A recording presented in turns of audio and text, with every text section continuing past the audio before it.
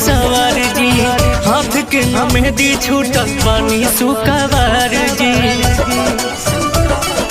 ए राजा जी दुल्हन बना के लैनी मनिया सवार जी, हाथ के न मेहंदी छूटल पानी सुखवार जी।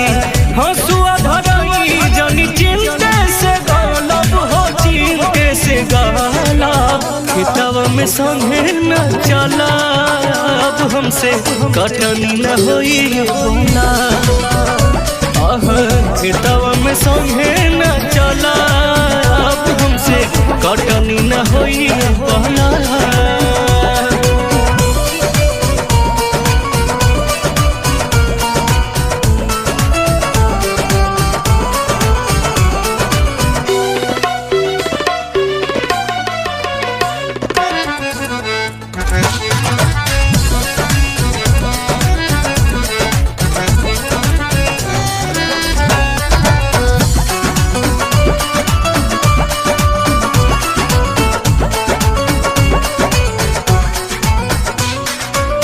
नैहर में कैनी न काम कोनो दिन जी, हम में चाम हमर हो जाई मालिन जी।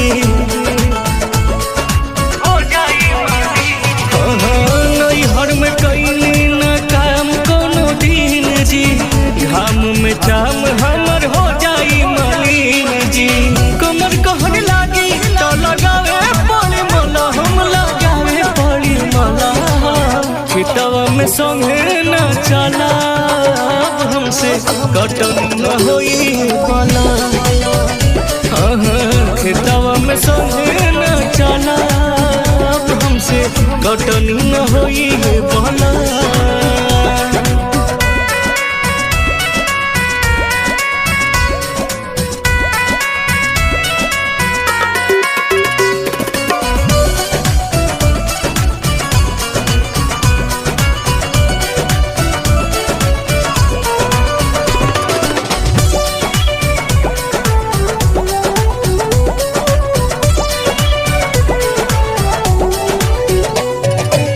मन मर्यादा की राखी न ख्याल जी, ठीक नहीं चाल राउर मन विशाल जी।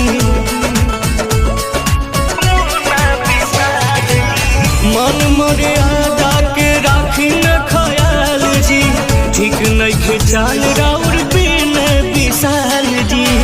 छोड़ी पवन जवन लागल अलम हो लागल अलम। खेतवा में संगे न चला अब हमसे कटनी न होई पाला।